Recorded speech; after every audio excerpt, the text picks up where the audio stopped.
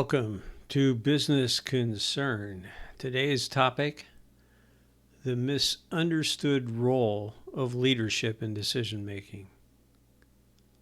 Small to medium-sized businesses, SMBs, often have hierarchical structures which emphasize decision making as a product of a small group, often consisting of the owners of the business, who make decisions without documentation. Much of what I do as a consultant is to facilitate group decision-making and implement dynamic planning, which is planning on a format that communicates planning decisions to all stakeholders as decisions are made. What often obstructs my efforts is a misunderstanding about what constitutes leadership and how leaders make decisions. To make my point, I must first describe the ideal for an SMB. The owners of this exemplary SMB articulate their values with respect to the business to one another in meaningful conversation. From these discussions, they set business goals. One of the core values they agree upon is that the business culture will emphasize group decision making. That means that decisions will be made by the person of authority only after careful consideration of the time that should be taken for the decision, consultation with those knowledgeable about the elements of the decision, consultation with those who will carry out the actions required by the decision, and reflection upon the goals of the business the decision is to help to achieve. That does not mean that any decision-making authority is delegated by the person with authority to make the decision. When decisions are made, they are documented on a format that communicates the decision to all shareholders. And that is to say that the documentation of the decision will cause communication of the decision. This is dynamic planning. Planning which can be done simply by documenting decisions on a shared spreadsheet file or by using any one of a variety of software applications. The documenting of decisions is the writing of a plan.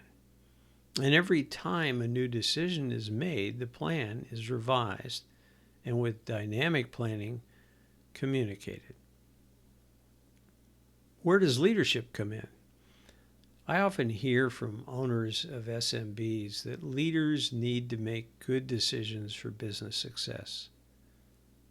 This conflates the concept of decision-making and the concept of leadership. A successful leader causes a group to accomplish something desirable. This act of accomplishment often includes a goal, a perceived benefit, actions which lead to realizing the benefit. But the accomplishment is what the leader does. And that does not necessarily involve decision-making. The documentation of decisions, the plan for the business, is what the leader follows to cause the actions to realize the benefit. In seeking to accomplish the benefit, the leader, and often others, may come to realize that the benefit cannot be reached unless the contemplated action is changed. Given the difficulty of predicting the future, this will almost always be the case. In some cases, those charged with acting will realize the defect in a plan before the leader. In some cases, the leader alone realizes the need for revision and changes the plan, that is, makes the decision without documenting the decision, revising the plan. It is likely that in this case, the leader is violating the understanding that group decision-making will be used to make decisions. Most of the time, this revision is not documented and diminishes the current and future role of the plan. Where there is a realization that the plan needs to be revised, the decision constituting the revision should be made by the policymaking group and the plan revised. Where time is a factor that prevents the consultation of a group, there may be an exception to the understanding that business decisions will not be group decision-making decisions. But it's rare that this is truly the case. Even where the leader has the decision-making authority, that does not excuse the avoidance of group decision-making, except in those rare instances where time is such a compelling factor that the process must be truncated. Leadership makes a difference, especially when planning is a source of communication. Success, whether from talent or luck, in a leadership role should not excuse a failure to use group decision-making or maintain a dynamic plan. The leader has the total perspective of the business plan and can suggest choices that might not be considered by those with a narrower perspective.